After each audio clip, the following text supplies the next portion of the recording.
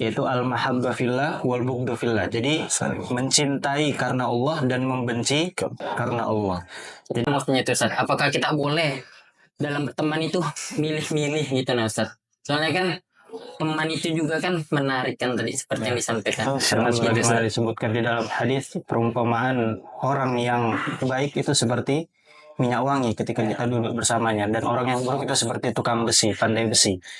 Maka boleh nggak Ustadz pada saat di tongkrongan kita ini tiba-tiba teman tuh ada yang berbuat zolim, contohnya dia melakukan bulian yang menurut dia ini biasa aja, tapi menurut kita yang teman yang terbuli melihatnya ini bisa menjatuhkan kehormatannya dia. Nah, apa yang harus kita lakukan nih? Yang mungkin dia sifatnya punya hasad, dengki, namimah, dan yang lainnya, harus seperti apa jika kita mengetahui teman seperti ini, Ustaz? Jika kita mengetahui ada teman yang memiliki sifat-sifat buruk seperti itu, maka yang pertama, Ada kan beri nasihat ke temannya.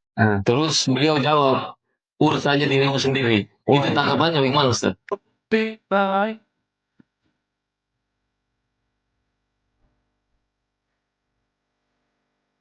Assalamualaikum warahmatullahi wabarakatuh. Alhamdulillahirrahmanirrahim, teman-teman sekalian. Pada malam hari ini kita berkumpul lagi bersama teman-teman dari komunitas El-Fatah Muslim, di mana kali ini kita melanjutkan episode nongki, ya. Nongkrong sampai ngaji. Nongkrong sampai ngaji. Tetap kita ngajinya dengan Ustadz Ibnu Lail Hafizahullah. Beliau merupakan lulusan dari Universitas Islam Madinah dan juga merupakan kepala sekolah dari salah satu SD yang Sunnah yang ada di Kota Bontang. Oke, beliau juga pembina di. Oh ya, pembina di Al-Fatah Muslim. Insyaallah barakallah. Ustaz, gimana kabar Ustaz? Antum sehat? Alhamdulillah. Alhamdulillah, insyaallah barakallah fik. Nah, ini kita ada tamu. Oh iya. Ada siapa nama antum? Maulana. Maulana. Ini juga Maulana kayaknya. Jadi memang kita sengaja ini manggil beberapa teman kita karena memang ini temanya nggak jauh-jauh nih ya, tentang pemuda ya. Temanya kali ini apa sih? Temanya kali ini tuh terkait bagaimana berteman. Oke, tentang ada berteman. Ada berteman. Jadi di nongkrong sambil mengaji ini kita bukan bahas tentang yang aneh-aneh ya, tapi tetap ada koridor dalam Islamnya juga ya. Insyaallah. Terkait apalagi tentang pertemanan. Pertemanan ini sangat krusial banget ya. Kita tolong Ustaz menjelaskan tentang pertemanan yang berfaedah dalam agama Islam itu seperti apa Ustaz? baik. Jadi alhamdulillah wassalatu wassalamu ala Rasulillah wa ba'd. Jadi terkait dengan pertemanan ini ya, pada dasarnya seharusnya pertemanan itu dibangun atas dasar satu fondasi, yaitu al-mahabbah fillah wal bughdhu fillah. Jadi mencintai karena Allah dan membenci karena Allah. Jadi sebagaimana yang kita ketahui dari hadis 7 golongan yang akan dinaungi oleh Allah Subhanahu wa taala pada hari kiamat, yang mana pada hari kiamat tidak ada naungan selain dari naungan Allah. Kecuali ada 7 golongan yang akan dinaungi. Nah, salah satunya di situ disebutkan di dalam hadis, warujulani tahabba fillah wa tafarraqu alaih. Jadi ada 2 orang yang saling mencintai karena Allah kemudian berpisah karenanya. Maksudnya apa? Jadi atas dasar pertemanan yang kekal sampai di akhirat, sampai nanti mendapatkan pertolongan Allah adalah pertemanan yang dibangun di atas rasa cinta kepada Allah Subhanahu wa taala, yang mana di dalam pertemanan tersebut saling membantu dalam mencari ridho Allah Subhanahu wa taala. Masyaallah. Seperti itu.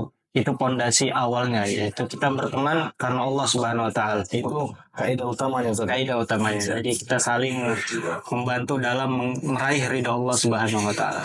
Intinya mencintai karena Allah, benci pun karena Allah. Iya, Seperti betul. itu. Terus Ustaz, pertanyaan selanjutnya, kalau misalkan memang prinsip dasarnya seperti tadi, apakah kita boleh berteman dengan teman-teman yang istilahnya jauh dari Islam, tidak sholat seperti itu apakah boleh? Kalau Ana secara pribadi, ketika kita punya teman yang masih bolong-bolong sholatnya, kemudian mungkin tidak memperhatikan sunnah-sunnah Nabi, dan tidak memperhatikan agamanya, yang pertama adalah kita memberikan nasihat dengan nasihat yang baik, dengan akhlak yang mulia, kita tunjukkan akhlak yang mulia, dan kita tidak apa mengumpul dengannya, kemudian jangan kita yang berubah. Maksudnya jangan sampai kita mengikut dengannya, justru kita yang menarik dia. Karena disebutkan juga as-sahibu sahib. Jadi teman itu menarik. Jadi bagaimana caranya kita merubah akhlak teman kita? Mungkin pertamanya kita tunjukkan dengan akhlak yang mulia ketika kita mengumpul dengan dia, ketika masuk waktu sholat, kita ajak untuk sholat perlahan-lahan seperti itu.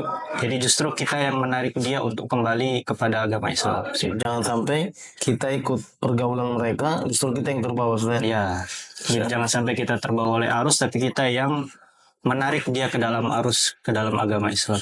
Oke, Ustaz. Kadang seperti ini, Ustaz. Dilemanya, mungkin dia dulu teman kecil kita.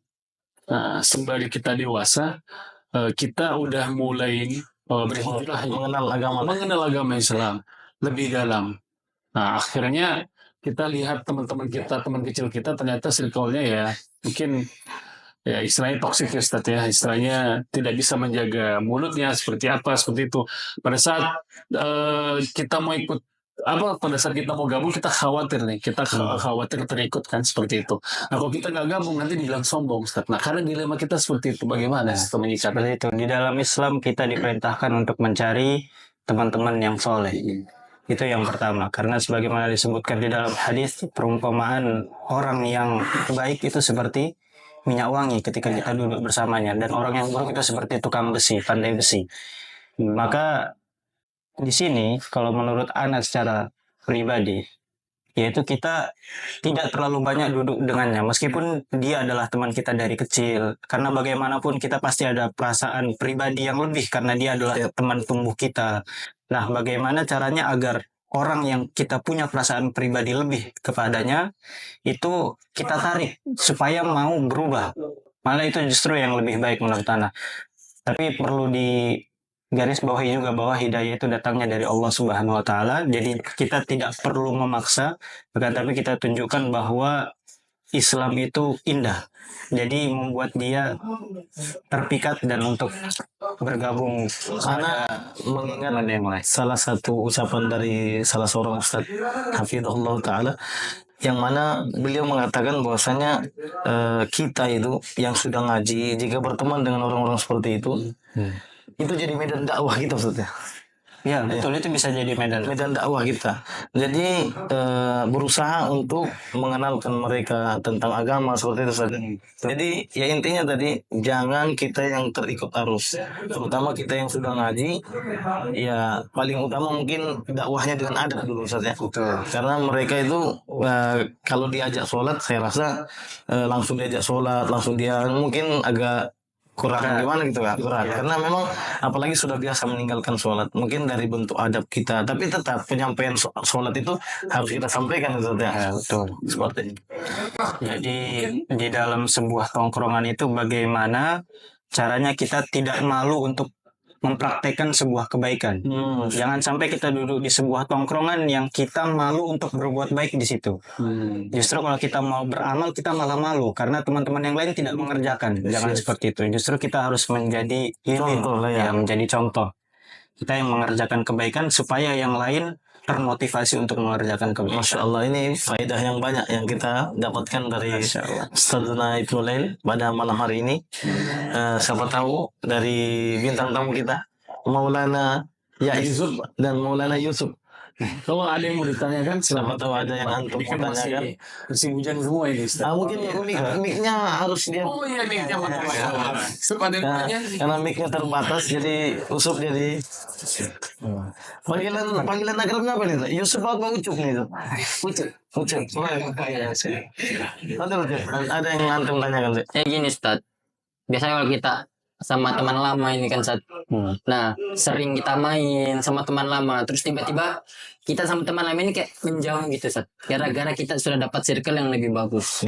Nah kemudian muncullah perkataan dari orang lama ini, dia ngomong ke kita bilang, kamu ini sudah berubah, langsung pilih-pilih teman tuh. Itu gimana maksudnya itu Ustaz? Apakah kita boleh dalam berteman itu milih-milih gitu nah Ustaz? Soalnya kan teman itu juga kan menarik kan tadi seperti yang disampaikan. Masya Allah. Gitu, Ustaz. Ini pertanyaan anak muda banget. Pertanyaannya milenial sekali. Iya, Oke, jadi kalau dibilang boleh atau tidak teman itu pilih-pilih, justru di dalam Islam teman itu harus pilih-pilih. Tidak boleh kita berteman dengan asal sembarang teman, karena sebagaimana kita ketahui juga almar'u ala dini kholili. Jadi teman itu atau seseorang itu seperti agama temannya. Jadi kita harus pilih-pilih sebenarnya. Cuma karena dia seperti yang disampaikan tadi mungkin di awal bahwa mungkin dia teman lama kita, teman semasa kecil kita, maka ya itu tadi kita tunjukkan dengan akhlak yang mulia, kita tarik, kemudian kita kasih pemahaman bahwa tidak boleh bersuuzon, kemudian kalau mau gabung ayo sesekali kita main, kita sama-sama kajian bareng dengan seperti itu. Kemudian habis kajian bareng mungkin kita ngopi bareng juga. Wah. Jadi di situ masuknya di seperti itu. Masya Allah. Tapi bukan Boleh nggak Ustadz pada saat di tongkrongan kita ini tiba-tiba teman tuh ada yang berbuat zolim. Contohnya dia melakukan bulian yang menurut dia ini biasa aja. Tapi menurut kita yang teman yang terbuli melihatnya ini bisa menjatuhkan kehormatannya dia. Nah, apa yang harus kita lakukan nih? Nah, posisinya kita ini sebagai sendirian lah di situ di antara teman-teman yang menganggap itu biasa, tapi menurut kita ini tidak biasa. Ini kejadian-kejadian yang masyhur kayaknya. Iya. Jadi kalau Anda lihat ya kejadian-kejadian seperti itu ada satu orang yang jadi sasaran bully dan ini bukan terjadi hanya di tongkrongan orang awam. Di tongkrongan orang ngaji juga biasanya kayak gitu. Wah, ini harusnya teman-teman yang ngaji lebih berintrospeksi diri maksudnya supaya tidak jatuh kepada hal-hal yang seperti itu. Mungkin nasihatnya Ustaz. yang pertama harus dilihat dulu. Mungkin dan harus dipahami bahwa setiap orang itu berbeda-beda. Betul. Ada orang mungkin yang dengan bulian tersebut justru dia merasa senang. Itu ada. Ada ya. Jadi dia merasa bahwa wah ini bentuk keakraban dari teman-teman saya. Yang penting mungkin tetap ada batasan loh. Ya, tetap harus memperhatikan batasan dengan tidak memberikan julukan-julukan yang buruk, kemudian tidak memfitnah, kemudian tidak juga menuduh atau misalkan ya intinya hal-hal mengeluarkan bahasa-bahasa hewan bahasa yang kasar seperti itu. Tidak, itu tidak dibenarkan. Tapi memang ada kondisi yang begitu Ustaz. Ada kondisi ketika orang bercanda dia justru senang karena dia merasa teman-teman saya ternyata memperhatikan saya. Bisa jadi. Itu kondisi yang pertama. Tapi kalau di kondisi seperti mungkin yang ditanyakan tadi ya, kalau dia merasa terbuli, dia tidak suka diperlakukan seperti itu. Keadaan dia posisinya sendiri. Nah, Dalam tongkrongan itu teman-temannya semua mengarahkan bulian tersebut, maka itu juga tidak dibenarkan. termasuk bentuk kezaliman. Itu terbentuk masuk dalam bentuk kezaliman dan masuk dalam bentuk ya tadi mungkin bisa jatuh merendahkan kehormatannya ya, kemudian dan itu dilarang dalam Islam. Maka mungkin yang harus dia lakukan adalah dia ketika kondisinya sudah tenang, mungkin dia bisa memasukkan dengan kata-kata yang baik bahwa saya tidak senang diperlakukan seperti itu. Kemudian kalau bisa mungkin bercandanya dibatasi karena di antara adab pertemanan di dalam Islam itu seseorang memperhatikan perkataannya.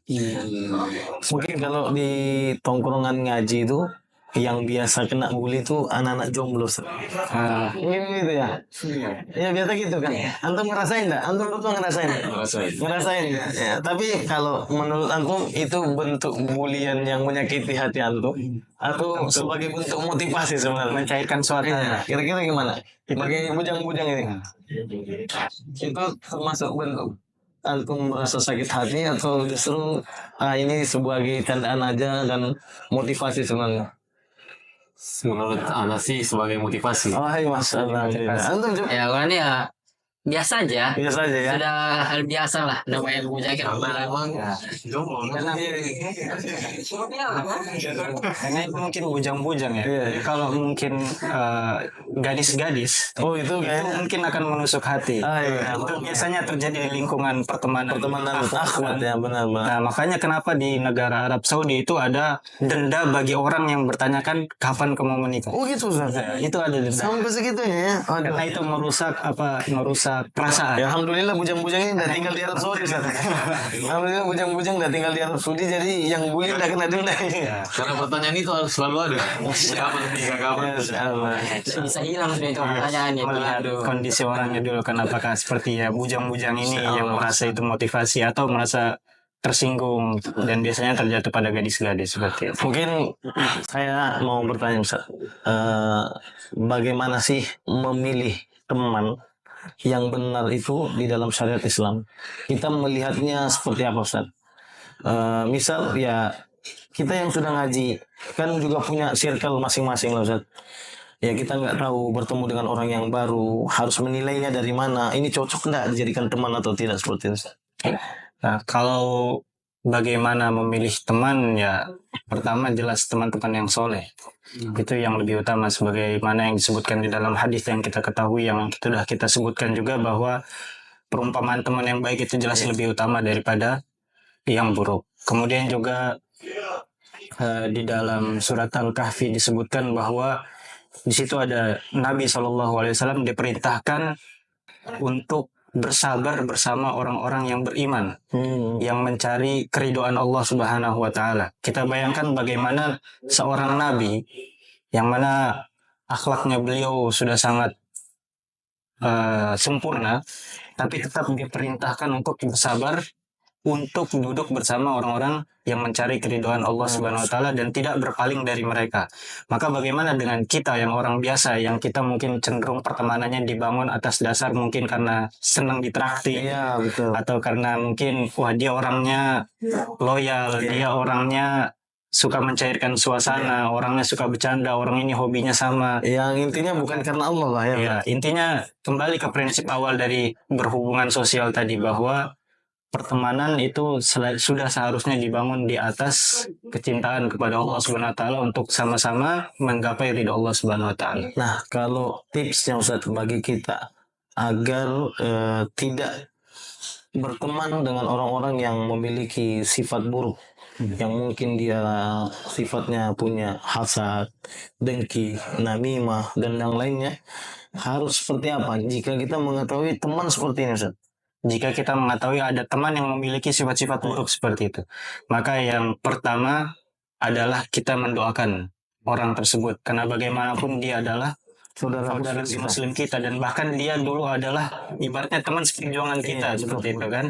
Jadi bagaimanapun doa seorang muslim ketika tidak ada orangnya, ibaratnya adalah doa keadaan gaibnya dia, itu mustajab. Salah satu di antara doa yang mustajab adalah seseorang mendoakan Secara diam-diam, secara diam-diam, secara goib.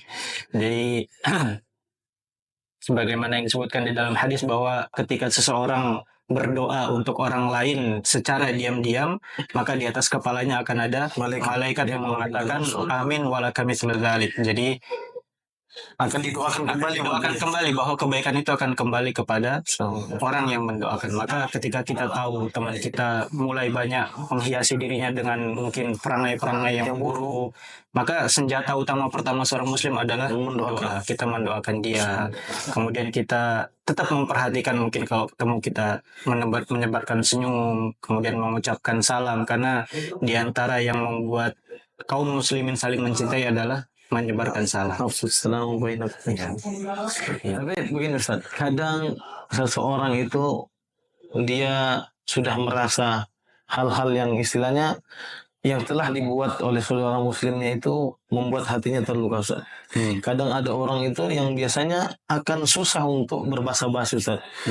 Mungkin karena dia sudah mengetahui sifatnya begitu, jadi ya mungkin lebih menjauh itu lebih aman dibanding kita harus basa-basi, harus seperti apa Ustaz? Kalau sikap apa itu sikap yang dibenarkan Ustaz? Ya, pertama kekuatan untuk memaafkan seseorang itu kan beda-beda. Iya betul.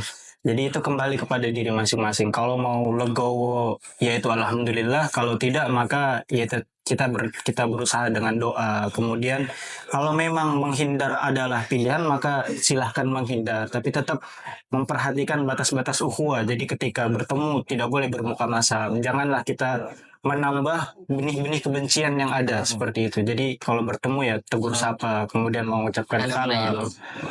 Kemudian kalau bahkan mungkin ketika ada perasaan tenang bisa memberikan sedikit hadiah. Karena tahabu jadi saling memberikan hadiah kemudian menumbuhkan kecintaan di antara kaum muslim. Kalau ini Ustaz, Ana mau tanya.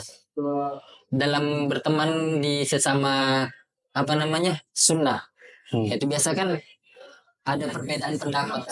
Nah, kalau misalnya kita berbeda pendapat sama teman kajian kita, nah dia ini kalau misalnya kita beda sama dia pendapatnya, dia ini langsung kayak menjauh dari kita gitu Ustaz. Itu gimana Ustaz cara kita menyikapinya Ustaz? Ini pengalaman pribadi guys ya.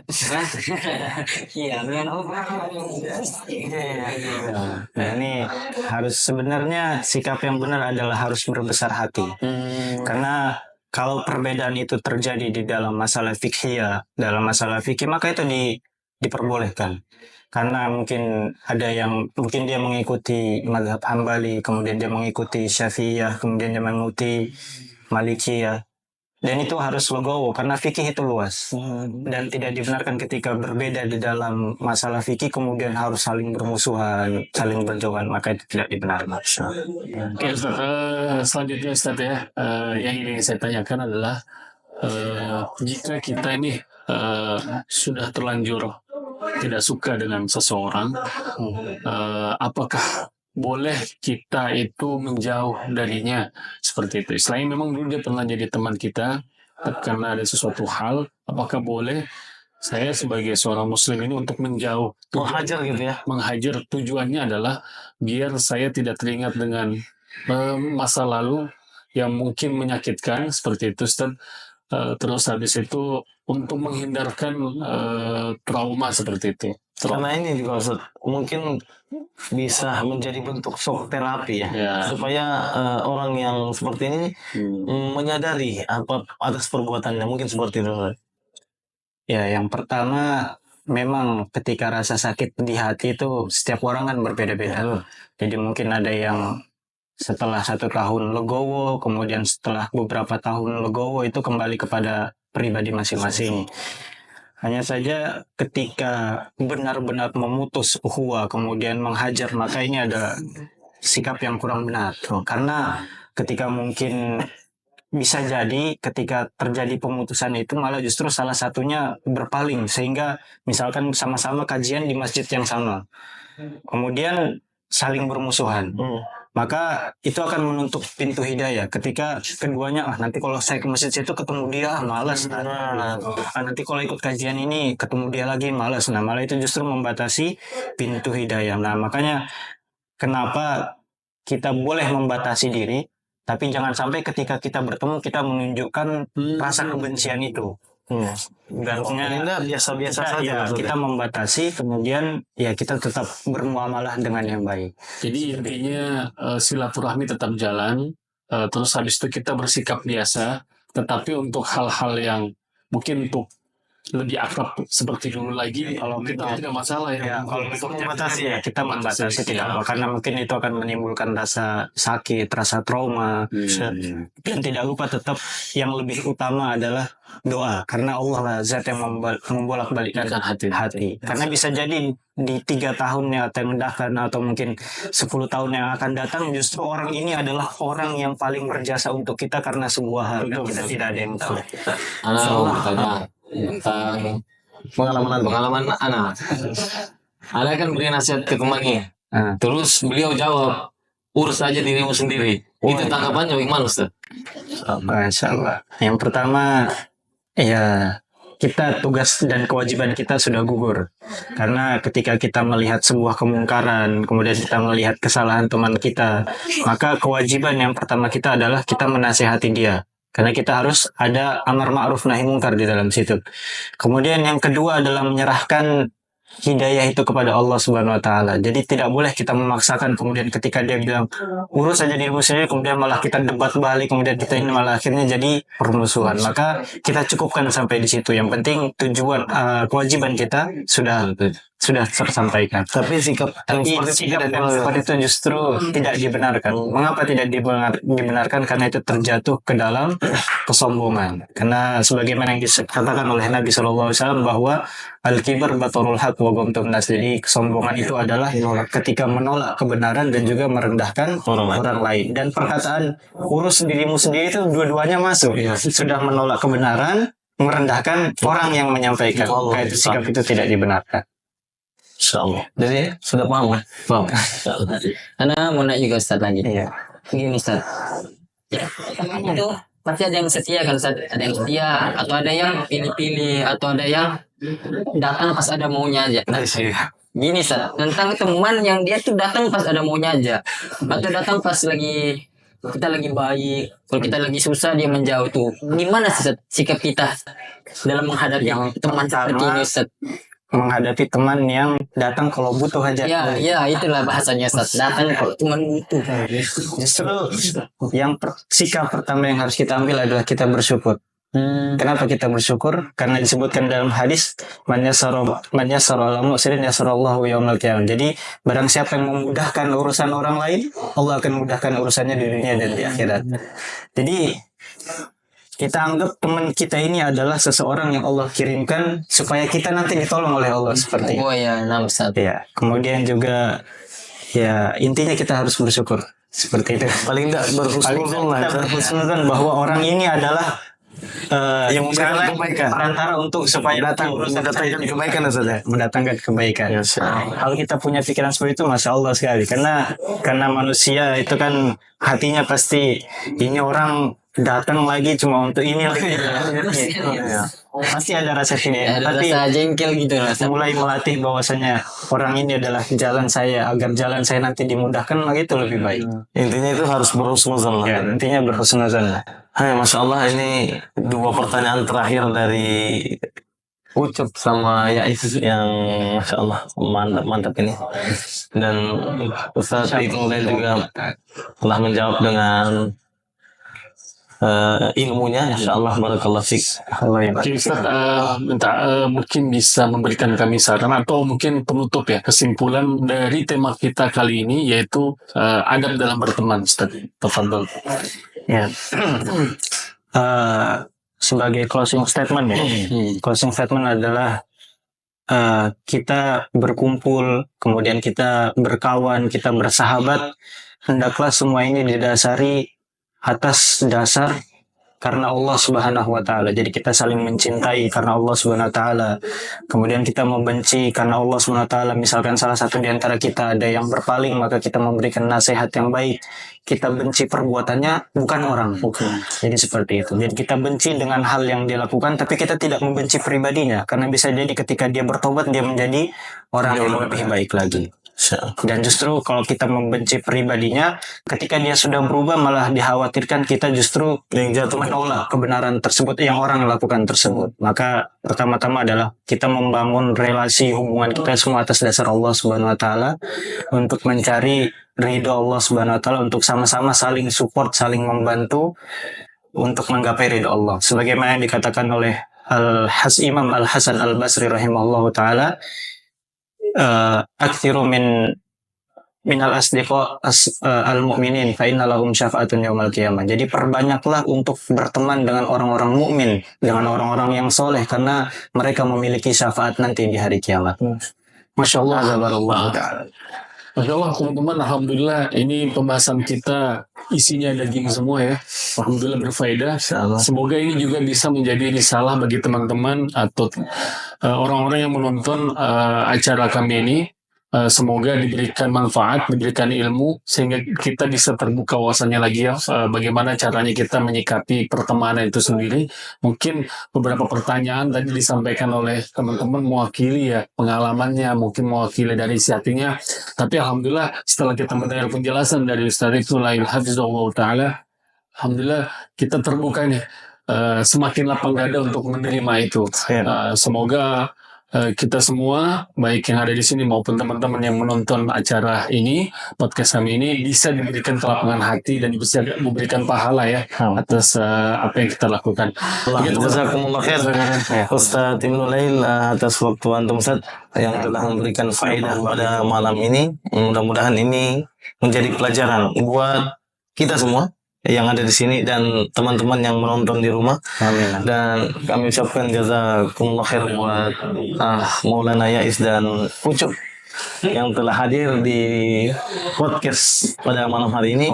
Mudah-mudahan apa yang sudah ditanyakan itu bisa membuat hati kita menjadi legowo atas apa yang sudah diberikan jawaban dari guru kita Ustazuna Ibnu Lail Hafizahullah Ta'ala, yang Masya Allah jawaban-jawaban beliau yang membuat kita ini semakin terbuka wawasan kita bahwasanya ya kehidupan itu seperti ini, ada saja ada lika-likunya, tinggal kita mampu atau bagaimana kita menyikapi permasalahan tersebut.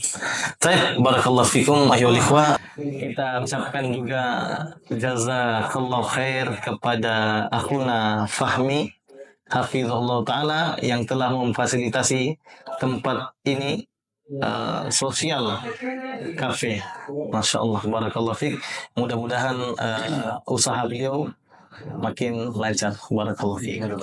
Insya Allah kita akan melakukan podcast-podcast dengan tema-tema yang lain. Saya harapkan teman-teman yang ada di rumah bisa komen nih di channel YouTube kami, tema apa lagi sih yang kita bisa bahas. Nanti kita akan tanyakan kepada narasumber kami, yaitu Ustaz Ibnu Lail Hafizahullah Ta'ala, dan beberapa teman-teman ya, mungkin ada beberapa pengalaman pribadi yang mungkin bisa di-sharing ya kan, bisa di-sharing sama teman-teman. Jadi kita bisa bahas tuh di sini.